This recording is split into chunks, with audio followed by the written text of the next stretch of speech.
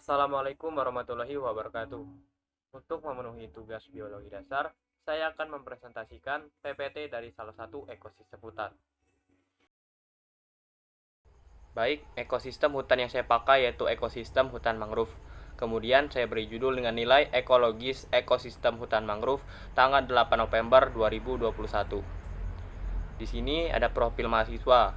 Saya merupakan mahasiswa Unila. Nama saya Fauzan Ridwan Pertama dengan NPM 2114151001 dari jurusan Kehutanan Fakultas Pertanian Universitas Lampung Biologi kelas A. Kemudian ada poin penting yang harus kita ketahui. Yang pertama ada pendahuluan, kedua metode, ketiga peranan ekologis mangrove, dan terakhir kesimpulan dan saran. Langsung saja kita masuk ke bab pertama, yaitu pendahuluan. Baik, di sini ada latar belakang. Yang pertama, hutan mangrove adalah tipe hutan yang khas terdapat di sepanjang pantai atau muara sungai yang dipengaruhi oleh pasang surut air laut. Mangrove di Indonesia mempunyai keragaman jenis yang tinggi yang terdiri dari 35 jenis pohon, 5 jenis ternak, 9 jenis perdu, 9 jenis liana, 29 jenis epifit, dan 2 jenis parasit. Kemudian untuk menjamin kelestarian produksi dan fungsi ekologi ekosistem hutan mangrove, sangat pentingnya pengelolaan sumber daya mangrove yang berkelanjutan. Selanjutnya, tujuan yang dipakai itu untuk mengetahui pentingnya peranan nilai ekologis ekosistem hutan mangrove bagi keseimbangan alam. Kemudian masuk ke bab 2 yaitu metode. Metode yang digunakan yang pertama adalah lokasi secara global.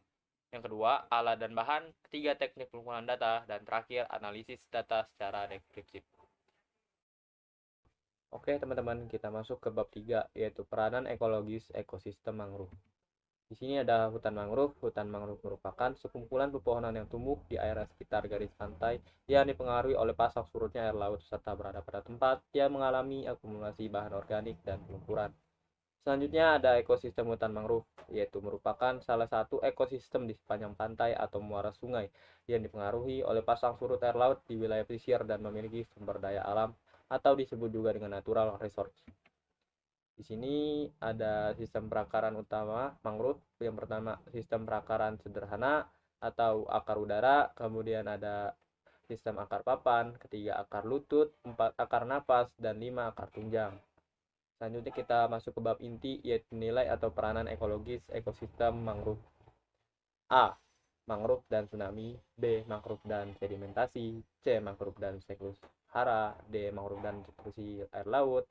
E. Mangrove dan keanekaragaman hayati. F. Mangrove dan produktivitas perikanan. Dan G. Mangrove dan kesehatan. Selanjutnya saya jelaskan maksud dari AC tadi. Yang pertama A. Mangrove dan tsunami. Maksudnya, fungsinya itu dapat mencegah tsunami. Kemudian, hasil penelitian menunjukkan bahwa ketebalan mangrove selebar 200 meter dengan kerapatan 30 pohon per 100 meter kuadrat dengan diameter batang 15 cm dapat meredam sekitar 50% energi gelombang tsunami. B. Mangrove dan sedimentasi. Hutan mangrove mampu mengikat sedimen yang terlarut dari sungai dan memperkecil erosi atau abrasi pantai karena terjadinya pengendapan tanah setebal antara 6-15 mm per H per TH atas kehadiran mangrove ini. C. Mangrove dan siklus udara. Hasil pengamatan guguran serasanya sebesar 13,08 ton per H per TH yang setara dengan penyumbangan 2 kg P per H per TH dan 148 kg N per H per TH.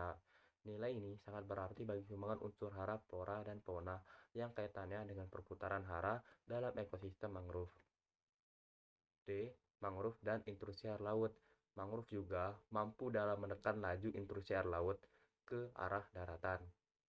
Selanjutnya E. Mangrove dan keanekaragaman hayati.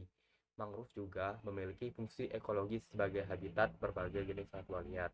Keanekaragaman fauna di hutan mangrove cukup tinggi. Secara garis besar dapat dibagi dua kelompok, yaitu fauna akuatik dan kelompok terestrial. F. Mangrove dan produktivitas perikanan. Hasil penelitian Marto Subroto dan Namin 1979 dalam Tit Bina Pesisir 2004 menunjukkan adanya hubungan yang signifikan antara luasan kawasan mangrove dengan produksi perikanan budidaya. G. Mangrove dan kesehatan. Hasil menunjukkan bahwa tambak tanpa mangrove mengandung bahan pencemar berbahaya merkuri Hg 16 kali lebih tinggi dari perairan hutan.